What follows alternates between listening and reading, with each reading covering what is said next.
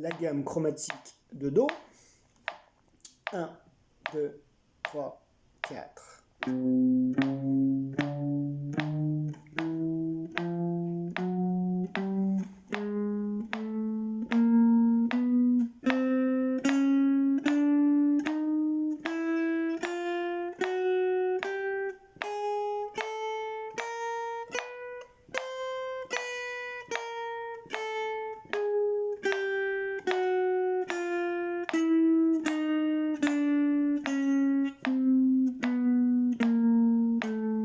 Je vais passer en croche.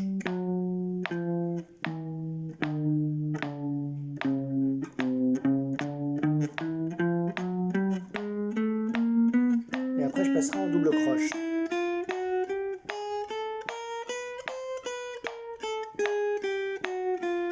Je vais faire 2 cycles en croche. Donc je reste encore en croche.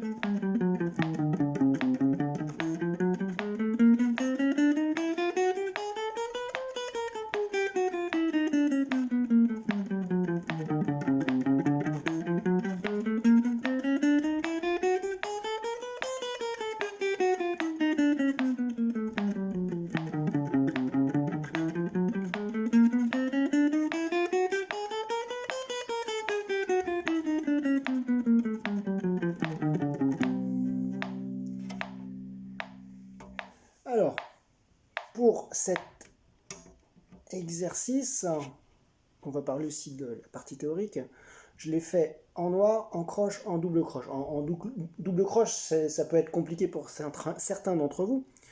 Donc contentez-vous de faire, l'exercice en noir, ça peut suffire. Hein.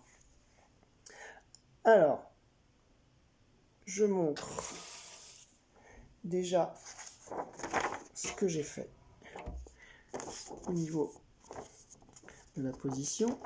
Donc je pars du 8, ici, là, à mon index, qui est la note Do. C'est pour ça qu'on l'appelle gamme chromatique de Do. On fait 4 notes par corde, on monte. Une fois qu'on arrive à la fin, là, on décale pour pouvoir conserver le débit de double croche. Hein. Et voilà, on descend. Alors, je vous le remonte. Alors, chromatique.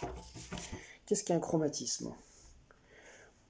Un chromatisme, je joue une note. La note qui est juste à côté, c'est un chromatisme. Elle est un demi-ton à côté, c'est un chromatisme. Donc, si je joue cette note-là et que je veux jouer cette note, je peux jouer entre ce qu'on appelle un chromatisme. Donc, je vais jouer cette note, cette note, cette note, cette note, cette note. Ça sera un chromatisme. On peut faire un chromatisme entre cette note, cette note. Tac, tac, tac. De case en case, c'est un chromatisme. Donc, de case en case, où on peut parler de demi-ton. Donc, entre cette note, la 5e case et la 6e case, c'est un demi-ton. S'il y a 2 cases, c'est un ton. S'il y en a 3, c'est un ton et demi, 2 tons, 2 tons et demi, etc. 3 tons et demi, et hop, on continue. Alors, le chromatisme, on va le faire partir du Do, donc c'est de case en case, donc premier doigt, deuxième doigt, troisième doigt, quatrième doigt. Attention de ne pas tirer la corde hein, pour ne pas avoir de notes fausses. J'essaie de me positionner le plus près possible de ma frette, de ma barrette, parce que si je me mets au milieu, si j'appuie pas assez fort, ça peut friser, c'est pas joli. Ensuite, vu que je dois faire un mi-ton, je dois arriver sur cette note-là, qui est mi. Mais on ne va pas décaler comme ça, on va décaler en changeant de corde. Donc ce mi, je peux le retrouver ici. Donc, il faut que je décale d'une case en changeant de corde. Donc premier doigt, deuxième, troisième, quatrième. Je décale avec mon 1. Je refais deuxième doigt, troisième doigt, quatrième doigt. Bah, je redécale encore d'une case. Je redécale d'une case.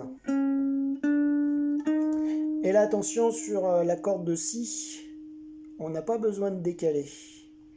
Parce que quand on s'accorde, là je vais jouer la note là, et je vais jouer la corde à vide en dessous. On a la même note.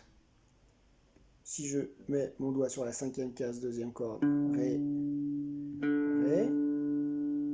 Pour m'accorder, je fais ça. Ensuite, Sol, Sol en dessous. Et là, par contre, je décale à la quatrième case pour avoir mon Si.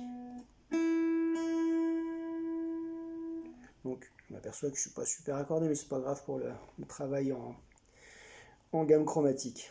Je m'accorderai après la vidéo. Mais c'est pas flagrant. Donc, je décale d'une case à chaque fois. Sauf ici, pas besoin.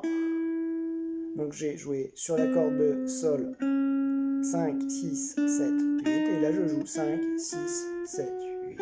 Et là, on revient à la normale. Je redécale d'une case. Pour pas casser mes doubles croches, hop, je décale d'une case pour avoir encore mes 4 doubles croches. Je pense à bien jouer aussi au niveau de la main droite en aller-retour. Hein. Donc, je lève au fur et à mesure les doigts. Et là, quand je vais décaler ma position, parce que j'ai besoin de redécaler d'une case,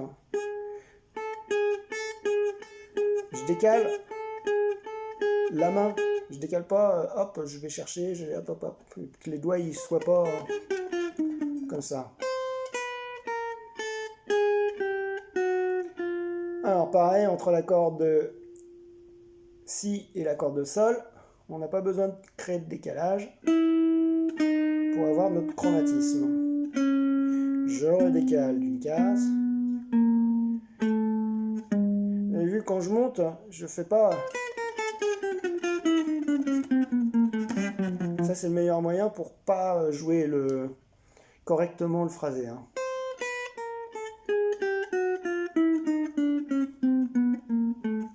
Finalement, ça bouge très peu. Voilà. Si mon petit doigt arrive sur le 12, c'est que je ne me suis pas trompé.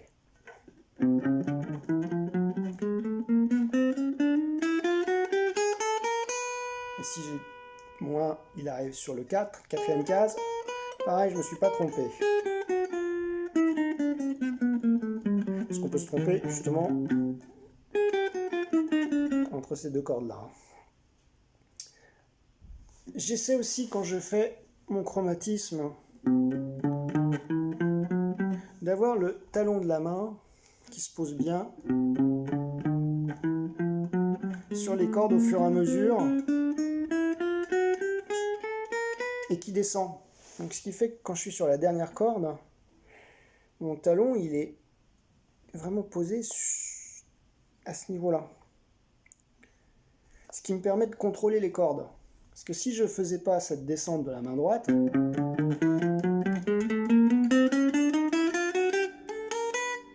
on entend plein de résonances de cordes. Donc pour éviter toutes ces résonances de cordes, le contrôle il se fait à la main droite.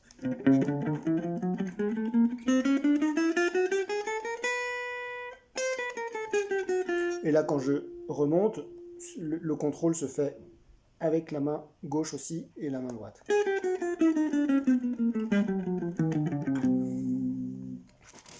Alors, mon chromatisme, quand il monte, on va avoir Do, Do dièse, Ré. Donc si je prends sur mon manche, on va prendre à un endroit qu'on connaît mieux, c'est le début du manche. Là, mon Do sur la troisième case, il est là. Mon Ré, il est là. Quand je vais de cette note vers cette note-là, c'est Do, Do dièse, Ré. Par contre, si je faisais le contraire, si je partais du Ré pour aller vers cette note-là, ça serait Ré, Ré bémol, Do. Donc, nous avons donc, à l'endroit, ça sera mieux, Do, Do dièse, Ré, Ré dièse, Mi, Fa, Fa dièse, Sol, Sol dièse, La dièse, Si, et nous arrivons sur notre Do. Et pour le contraire, donc ça c'est un chromatisme ascendant, donc ascendant qui nous va vers le bas du manche, et descendant, finalement c'est quand je remonte vers moi, puisque je vais dans le grave. Donc descendant, je vais dans le grave, ascendant, je vais vers l'aigu. Donc descendant, on passe par les bémols. Et là, on part du Do pour arriver sur le Do. On s'aperçoit qu'il y a 1, 2, 3, 4, 5, 6, 7, 8, 9, 10, 11, 12. 12 notes qui font une octave. Entre ce Do et ce Do, c'est une octave.